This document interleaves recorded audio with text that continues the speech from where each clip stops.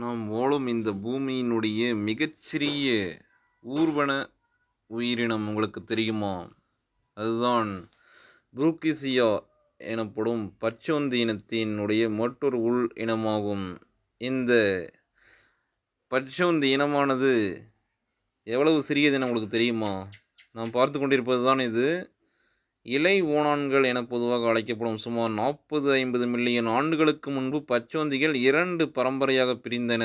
இவை ஒன்றுக்கொன்று வேறுபடுகின்றன. புரூக்கேசியாவில் 30 இன பச்சோந்திகள் புதிதாக கண்டுபிடிக்கப்பட்டுள்ளன. இவை அனைத்துமே மிகச்சிறிய உடல் அமைப்பை கொண்டதாகும். பாருங்கள், உலகின் மிகச்சிறிய ஊர்வனத்தின் விலங்கியல் பெயர் புரூக்கேசியா நானோ. இதை நாம் நானோ பச்சோந்தி என்றும் கூறலாம். இது பச்சோந்தி இனத்தைச் சேர்ந்த போதிலும் இது நிறம் மாறாத ஒன்று. இவை மரங்களில் வாழ்வது கிடையாது. தரைப்பகுதியில் மட்டுமே வாழக்கூடியது. ஆய்வாளர்கள் இதுவரை 2 நேனோ பச்சோந்திகளை கண்டுபிடித்துள்ளார்கள். இவற்றுள் ஆண் மற்றும் பெண் என ஒரு ஜோடி கிடைத்தது. நேனோ பச்சோந்தியானது ஒரு சூரியகாந்தி விதையின் அளவேதான் இருக்கும். சூரியகாந்தியினுடைய விதையின் அளவு, அதுதான் நேனோ பச்சோந்தி. ஆச்சரியத்தை ஏற்படுத்தும். இதில் ஆண் பச்சோந்தியை விட பெண் பச்சோந்தி மிகவும் பெரியது. ஆண் பச்சோந்தி சிறியது, 22 மில்லிமீட்டர் தான் இருக்கும். அதாவது 2.2 சென்டிமீட்டர் சொல்லலாம். நீளத்தை பெண் பச்சோந்தி 29 மில்லிமீட்டர் 2.9 சென்டிமீட்டர் நீளத்தை கொண்டுள்ளது. ஆணின் உடல் 1.35 சென்டிமீட்டர் நீளம் மட்டுமே இருக்கும். வாலோடு சேர்த்து அதன் நீளம் 2.2 சென்டிமீட்டர் ஆகும். ஆகவேதான் உலகின் மிகச்சிறிய ஊர்வன என்கிற தலைப்பை நாம் இதற்கு சூட்டியுள்ளோம். இதேபோல் மேலும் ஒரு சிறிய பச்சோந்தி இனம் உள்ளது. அது புரூக்கிசியா மைக்ரா ஆகும். இது 3 சென்டிமீட்டர் நீளம் வரை வளரக்கூடியது. உலகினுடைய சிறிய இந்த பச்சோந்தியின் நிறம் பழுப்பு நிறம் ஆகும். இதில் ஒரு ஆச்சரியம் என்னவென்றால், மற்ற பச்சோந்தி இனங்களைப் போலவே இந்த சிறிய ஊர்வனத்திற்கு ஏவுகணை போன்ற நாக்கு இருக்கிறது. இதனால் இதனை பயன்படுத்தி தூரத்தில் உள்ள இரையை சட்டென்று பிடித்துவிடும். இந்த பச்சோந்திகள் பகல் நேரத்தில் இரையை வேட்டையாடும். இலைச்சறுக்குகளில் உள்ள பூச்சிகள், மைட்ஸ், ஸ்ப்ரிங்ஸ் போன்றவற்றை வேட்டையாடி இரவு நேரத்தில் இந்த பச்சோந்தி புல்லின் இலையடியில் மறைந்து இருக்கும்.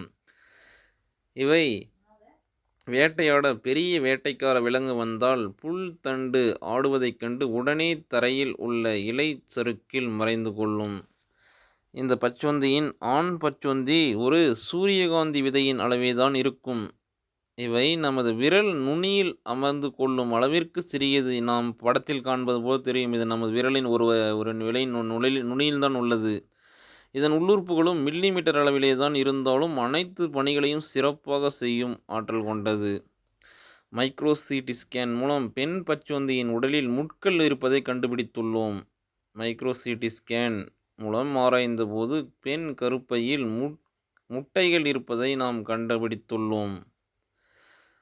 இளம் ஆணின் பிறப்புறுப்பு மென்மையான பலூன் போல் தோற்றமளிக்கும். ஆனால் முதிர்ச்சியடைந்தால் சிக்கலான அமைப்பை கொண்டிருக்கும்.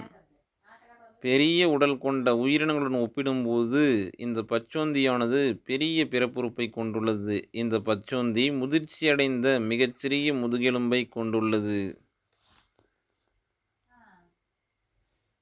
புரூக்கிசியா நானோ எனப்படும் இந்த பச்சோந்தி இனம் ஆபத்திற்குள்ளான அழிந்து வரும் உயிரினமாகும். மழைக்காடுகளில் அழிக்கப்படுவதால் இவற்றிற்கு ஆபத்து அதிகமாகியுள்ளது. சமீபத்தில் இந்த உயிரினம் வாழும் பகுதி பாதுகாக்கப்பட்ட பகுதியாக அறிவித்தனர். எனவே இவை இனி அங்கு தொடர்ந்து வாழும். மேலும் இயற்கை பாதுகாப்பாக சர்வதேச ஒன்றியத்தில் IUCN ஆபத்துக்குள்ளாகும் உயிரினங்களின் சிவப்பு பட்டியலில் இந்த உயிரினமானது சேர்க்கப்பட்டுள்ளது. நாம் பார்த்துள்ள பச்சோந்தி இனம் வடக்கு மடகாஸ்கரில் உள்ள சிறிய தீவில் சோப்ராமாசிப் என்னும் மலைக்காட்டில் கண்டுபிடிக்கப்பட்டுள்ளது. இது மாண்டேனா எனப்படும் ஒரு மலைக்காடாகும். ஒரு மிகச்சிறிய தீவில் கண்டுபிடிக்கப்பட்ட மிகச்சிறிய ஊர்வனமாகும். இந்த தீவில் ஏற்கனவே மிகச்சிறிய தவளை கண்டுபிடிக்கப்பட்டது. இனத்தையும் கண்டுபிடித்துள்ளோம். இந்த சிறிய ஊர்வனத்தை ஜெர்மனி நாட்டைச் சேர்ந்த ஹெர்பெட்டாலஜிஸ்ட் பிராங்க் ரெய்ன்க்லா என்னும் மற்றும் அவரது ஆராய்ச்சி குழுவினர் கண்டுபிடித்தனர். இவர் முனைவர் பட்டம் பெற்றவராகும்.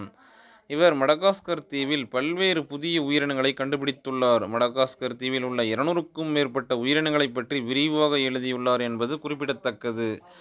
மனிதர்களாகிய நாம் வாழும் இந்த பூமியில் கிட்டத்தட்ட 8 மில்லியன் உயிரினங்கள் இருப்பதாக நாம் மதிப்பிட்டுள்ளோம். ஆனால் சுமார் இதுவரை 2 மில்லியன் உயிரினங்களை மட்டும்தான் நாம் அறிவியல் பூர்வமாக விவரிக்கப்பட்டுள்ளோம். இதில் ஒரு உயிரினத்தை பற்றி தான் நாம் இன்று பார்த்தோம். பல உயிரினங்களை கண்டுபிடிப்பதற்கு முன்பே அவை அழிந்துவிட்டன. உதாரணமாக நாம் டைனோசர் கூட சொல்லலாம். பல உயிரினங்கள் அழிவின் விளிம்பில் உள்ளன. அவற்றை கண்டுபிடிக்கும் முன்பே பல உயிரினங்கள் அழிந்துவிடும் ஆபத்தும் உள்ளது.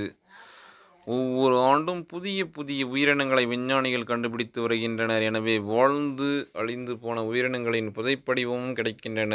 இது உயிரின பரிணாமத்தின் மேலும் புரிந்து கொள்ள உதவும். புதிதாக கண்டுபிடிக்கப்படும் உயிரினங்கள் நமக்கு வேண்டுமானால் புதிதாக இருக்கலாம். ஆனால் அவை மனித இனம் தோன்றுவதற்கு முன்பே தோன்றியவை என்பதை நாம் கவனத்தில் கொள்வோம். இது போன்ற மேலும் பல சுவாரஸ்ய தகவல்களை காண்பதற்கு நாலேஜ் லூமின் அறிவியலுடன் தொடர்ந்து இணைந்திருங்கள். இது போன்ற சுவாரஸ்யமான பலவித உயிரினங்களின் தகவல்களை தொடர்ந்து நாலேஜ் லூமின் அறிவொளியில் காணலாம். அனைத்து தகவல்களையும் காண்பதற்கு நாலேஜ் லூமின் அறிவொளி யூடியூப் சேனலை சப்ஸ்கிரைப் செய்யாதவர்கள் சப்ஸ்கிரைப் செய்து பெல் ஐக்கானை கிளிக் செய்து கொள்ளுங்கள்.